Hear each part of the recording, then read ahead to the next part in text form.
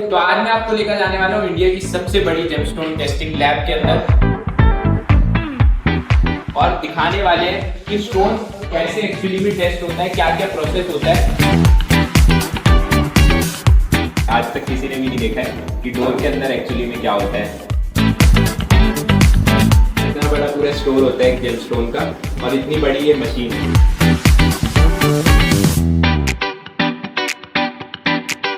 इतना सारा background work होता है एक स्टोन को पहचानने में और तब भी जो कॉस्ट है वो बहुत कम है।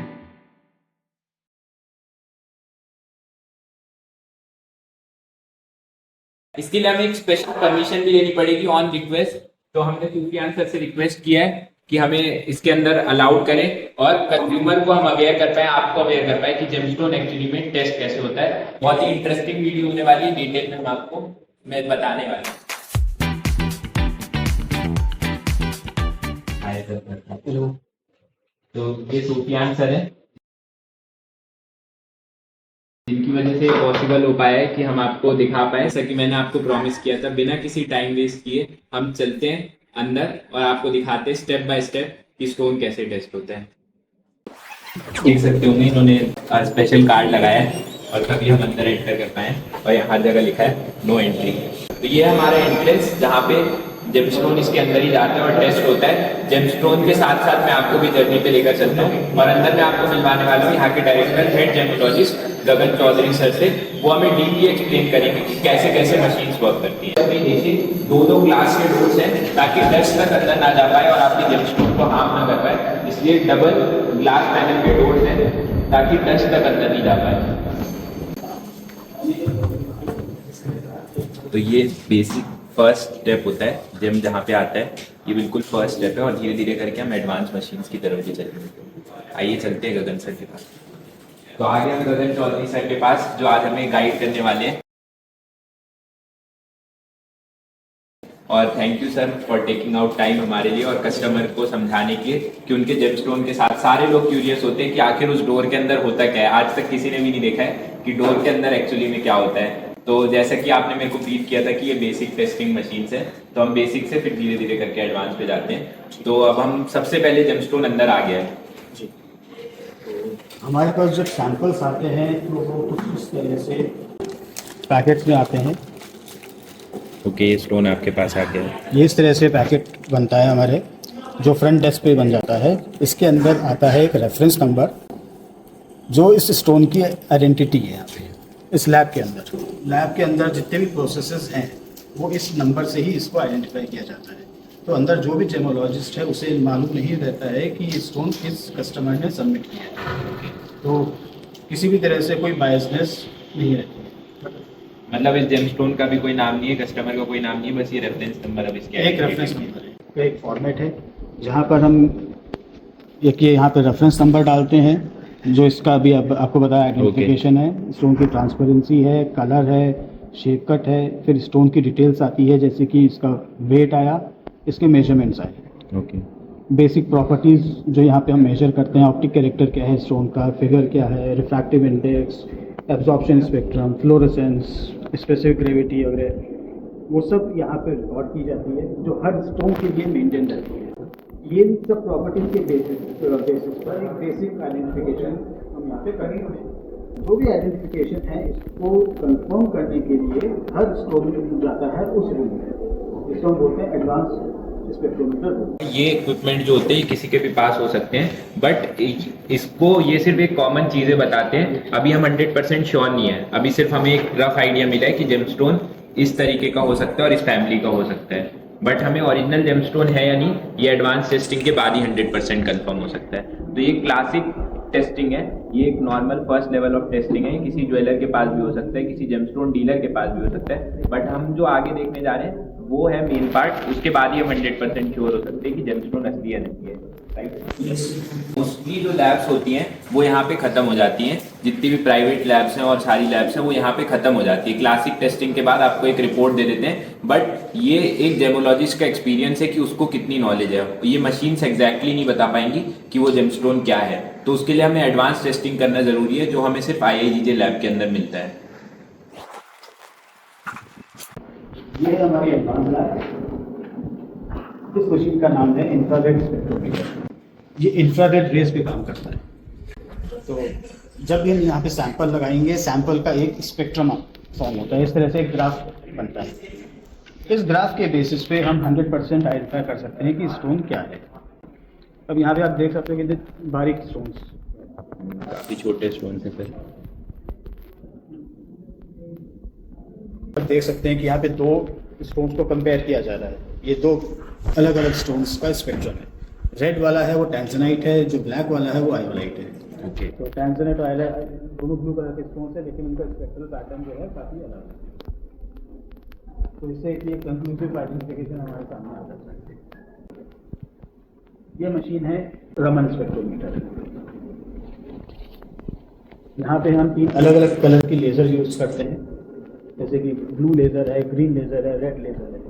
तो ये स्पेक्ट्रम फॉर्म हो रहा है। उधर सैंपल लगाया हुआ है, you can see the laser. आप देख सकते हैं कि मशीन कितनी बड़ी है, और शायद इतनी बड़ी मशीन, इतने बड़े प्राइवेट लैब्स होते हैं पूरे, जितनी बड़ी ये सिंपल मशीन है। तो एक लैब को ऑर्गेनाइज करना बहुत ही इजी टास्क नहीं है, और इतनी सारी मशीन्स लगती है एक जेमस्टोन को टेस्ट करने के लिए। इसका एडवांटेज ये है कि स्टोन के अंदर जो इंक्लूजन्स प्रेजेंट है, आप उससे भी आइडेंटिफाई कर सकते हैं। यहाँ से लेकर यहाँ तक ह्यूमन आइज सिर्फ इतना सा पोर्शन देख सकती है। ओके। ये मशीन जो है, ये मशीन स्टार्ट होती है 200 नैनोमीटर, जाती है 2300 नैनोमीटर, मतलब 200 से 2300। Energy dispersive x-ray fluorescence. Okay. इस मशीन का काम है स्टोन की केमिस्ट्री निकालना। स्टोन में कौन कौन से केमिकल्स प्रेजेंट है, कौन कौन से एलिमेंट्स प्रेजेंट है, वो निकालता है, साथ में उनका परसेंटेज भी निकालता है। ये मशीन है, इसको हम, this is like a CT, it works on x-ray. Okay. X-ray के ऊपर काम करती है। इसका नाम है एक्सरे माइक्रोटोमोग्राफ। जैसे कि हम अपने बॉडी का सीटी स्कैन करवाते हैं। अब यहाँ पे आप देख सकते हो, ये जो पर्ल का स्ट्रक्चर है, ये मोती है, पर्ल। हाँ, ये पर्ल है। ओके। इसमें ये जो सेंटर में बीड दिख रही है, दिस इज द बीड जिसके ऊपर पर्ल को ग्रो किया गया है। ओके। तो इस तरह के पर्ल्स को हम बोलते हैं बीडेड कल्चर्ड पर्ल, जैसे कि आपके साउथ सी मोती। ओके। साउथ सी पर्ल्स। नेचुरल पर्ल में ऐसा कुछ भी स्ट्रक्चर नहीं दिखाई देता है। ओके। अब इसके अंदर कोई बीड प्रेजेंट नहीं है, हालांकि छोटे छोटे यहाँ पे क्रैक्स। इस पैटर्न को हम बोलते हैं अनियन रिंग स्ट्रक्चर। ओके। जैसे प्याज के छिलके उतरते हैं, ओके। प्याज के छिलके होते हैं कॉन्सेंट्रिक, उसी तरह से इसमें होता है। बोर्ड के कमेंट्स पढ़ना बहुत जरूरी है। कमेंट्स में कभी भी डैश नहीं होना चाहिए, नॉट एप्लीकेबल नहीं होना चाहिए, राइट सर? कमेंट्स पढ़ना बहुत ज़्यादा ज़रूरी है, क्योंकि ये जो अपनी चीज़ें जो हमें बता रहे हैं वो आपको कमेंट्स के थ्रू लिख के बताएंगे। हो सकता है वहाँ पे नेचुरल रूबी लिखा हो, बट कमेंट्स के अंदर लिखा हो कि फीलिंग क्या हुई है या ट्रीटमेंट क्या हुई है, तो वो पढ़ना भी। लैब हमने जो आपको रेफरेंस इमेज स्क्रीन के ऊपर दिख रही है वो दिखा दिया है कि कमेंट सेक्शन हाइड नहीं होना चाहिए किसी भी रिपोर्ट में, पर IAGJ इसको कभी भी नहीं करती। जैसे सर ने बताया कि हम अलग अलग टाइप की रिपोर्ट करते हैं, तो वो बिल्कुल क्लियरली मेंशन होता है कि इस रिपोर्ट के अंदर ये टेस्टिंग नहीं हुई है, क्योंकि ये बेसिक रिपोर्ट है। तो सबसे एडवांस वाली और सबसे अच्छी रिपोर्ट्स के लिए हमें जाना चाहिए, अगर स्टोन एक्सपेंसिव है तो, राइट सर? तो इतनी बड़ी मशीन आ गई है, आपने देखा होगा बहुत सारे स्टोर्स में मैं कवर करता हूँ, इतना बड़ा पूरा स्टोर होता है एक जेमस्टोन का, और इतनी बड़ी ये मशीन है। तो आइए जानते हैं कि ये मशीन क्या है जो एक रूम के अंदर फिट हो रही है। देखिए, ये बहुत ही एडवांस और सोफिस्टिकेटेड मशीन है। इस मशीन का नाम है LAICPLS। एक्चुअली ये दो अलग मशीन्स हैं जिनको कंबाइन किया गया। ये है LA, जिसका मतलब है लेजर अब्लेशन, और ये है ICPLS, mass spectrometer. This is a mass spectrometer. इसका रोल क्या है? LA के अंदर हम सैंपल लगाते हैं। ये सैंपल के ऊपर एक बहुत ही स्ट्रॉन्ग पावर लेजर टारगेट करते हैं, और इतनी स्ट्रॉन्ग लेजर होती है कि वो सैंपल को थोड़ा सा इवेपोरेट करती है, और इतना छोटा साइज होता है कि हम उसे माइक्रोस्कोप पे भी नहीं देख पाते। तो जब वो इसको वेपराइज करती है, तो वो वेपर जो है इस मशीन में जाता है ट्यूब क्षेत्र। ओके। और यहाँ पे इस मशीन के अंदर उन वेपर्स का एनालिसिस होता है। और पूरे इंडिया में सिर्फ यही एक जेम लैब है जिसके अंदर ये मशीन है। तो ये इतनी एडवांस है। ये मशीन हम मेनली यूज करते हैं ओरिजिन आइडेंटिफिकेशन। ओके। ये हमारे पास जो केमिस्ट्री आती है, उस केमिस्ट्री को हम इस तरह के ग्राफ बनाकर में डालते हैं। यहाँ पे हम क्या कर रहे हैं, हम 3 एलिमेंट्स को कंपेयर कर रहे हैं, वेनेडियम, आयरन, मैग्नीशियम। ये स्क्वायर, येलो स्क्वायर्स हैं, ग्रीन ट्रायंगल्स हैं, रेड स्क्वायर्स है, यहाँ पर एक ग्रे स्क्वायर्स दिख रहे हैं। तो इन सबके अलग अलग ग्रुप्स बन रहे हैं। ओके। तो इन ग्रुप्स को में जब हम एक अननोन सैंपल डालते हैं तो हमें मालूम पड़ता है कि वो कौन से ओरिजिन का है। ओके। तो ये इस तरह से अलग अलग ग्रुप बना के हम ओरिजिन टेस्टिंग करते हैं। Origin testing. तो आपने देख लिया ये इतनी बड़ी मशीन है और इतना डिफिकल्ट है इसको समझना। सर ने बहुत समझाने की कोशिश की बट मुझे तो कुछ भी समझ नहीं आया। बस एक रफ आइडिया हो गया कि काफ़ी ज़्यादा पैरामीटर्स यूज होते हैं एक टेस्ट करने के लिए। मैं सामने से समझ पा रहा हूँ तो मेरे को 60-70% समझ आया कि क्या कंपोनेंट्स होते हैं, क्या उसकी केमिकल कंपोजिशंस होती है। उसके बाद ओरिजिन हम पता लगा पाते हैं और ओरिजिन पता लगाना बहुत इंपॉर्टेंट होता है क्योंकि सफायर्स का प्राइस या फिर रूबीज का प्राइस ओरिजिन पे बहुत ज्यादा डिपेंड करता है। सबसे इंपॉर्टेंट फैक्टर है कि उसकी ओरिजिन क्या है। तो वो इस मशीन, इतनी एडवांस मशीन के बाद ही पता चलता है। और जैसा कि सर ने बताया सिर्फ IIGJ लैब के पास ही ये मशीन है। तो जैसा कि हम दिल्ली में कभी कभी स्टोन सबमिट करते हैं तो हमें ऐसा गाइड किया जाता है कि जयपुर में स्टोन आएगा तभी हम इसका ओरिजिन बता सकते हैं और इसको टेस्ट कर सकते हैं। तो वो इस मशीन की वजह से है क्योंकि इसके लिए काफी ज्यादा एरिया चाहिए और एरिया के बाद वो ग्राफ्स बनाने और स्टडी करने के लिए काफी एक्सपीरियंस जेमोलॉजिस्ट की जरूरत पड़ती है। अगर हमारे पास वो ग्राफ आ भी जाए तो हम नहीं उसको रीड कर सकते, एक्सपीरियंस जेमोलॉजिस्ट की उसको रीड कर सकता है। और इनका एक्सपीरियंस ये शेयर करते हैं एक बुक में भी, वो बुक भी आप रीड कर सकते हैं। सर ने पूरी एक बुक लिखी हुई है जेमस्टोन के ऊपर, तो आप देख सकते हैं कि ये सर की बुक है जेम्स एंड रॉक्स और सर का नाम भी लिखा हुआ है मिस्टर गगन चौधरी सर। और सर ने पूरी एक इसके ऊपर बुक लिखी हुई है, इस बुक को मैं जरूर पढ़ना चाहूंगा। तो इतना एक्सपीरियंस है कि सर 300-400 पेज लिख सकते हैं इसकी जेम्स के बारे में कि जेम्स कैसे टेस्ट होता है, कैसे ओरिजिन होता है। आई थिंक सर यही सब आपने इसके अंदर लिखा होगा। इस बुक की सबसे खास बात ये है कि ये बुक जो लिखी गई है it is in Hindi.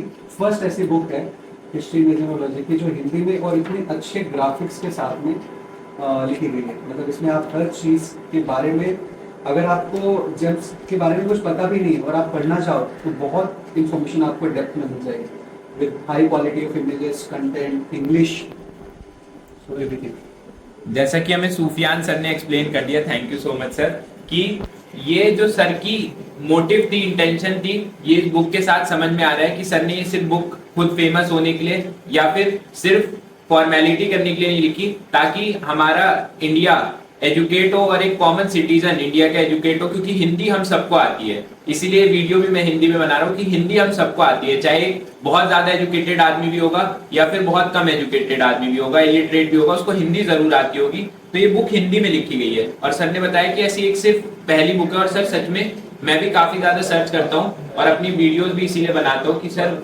Town के लोगों को नहीं पता और उनको लैंग्वेज नहीं पता, तो वो कैसे समझेंगे कि क्या स्टोन होता है। और उन लोगों को भी जानना है टाउन में सबसे ज्यादा फ्रॉड छोटे जगह पे होता है। तो इस बुक से शायद आपने एक बैरियर कम किया है कि हिंदी में आप पढ़ सकते हैं। क्योंकि मैं सर्च करता हूँ सर IIGJ पे भी, इवन वेबसाइट्स पे, तो वो इंग्लिश में आर्टिकल्स होते हैं। तो वो समझना, एक बहुत ज्यादा एजुकेटेड जब तक इंसान ना हो तब तक नहीं समझ सकता और थोड़ा साइंटिफिक बैकग्राउंड भी ना हो। बट इस बुक को पढ़ के आप समझ सकते हैं और सर का मोटिव दिखता है कि सर को लोगों तक अवेयरनेस फैलानी है कि स्टोन ओरिजिनल और नकली में आप कैसे पहचान सकते हैं। तो ये बुक मुझे मिल गई। तो मैं अब सोच पा रहा हूँ कि यहाँ के जो चार्जेस है, एक इंटरनेशनल लेबोरेटरी का चार्ज मैं आपको बताता हूँ। GIA का चार्ज हमें जो अप्रॉक्सीमेटली पड़ता है वो 50 से 60,000 पड़ता है। IGI का जो हमें चार्ज पड़ता है वो अराउंड मिनिमम 3,000 तो हमें पे करना ही पड़ता है। उसका जस्ट हाफ कर लीजिए, 1500-1600 में हमें यहाँ की रिपोर्ट मिलती है। मैं देख पा रहा हूँ इतनी सारी मशीन्स है बट इंडियन गवर्नमेंट का इनिशिएटिव है तभी हमें ये इतनी सस्ती रिपोर्ट्स पड़ रही हैं। आप देख रहे हैं कितना सारा बैकग्राउंड वर्क होता है एक स्टोन को पहचानने में, और तब भी जो कॉस्ट है वो बहुत कम है।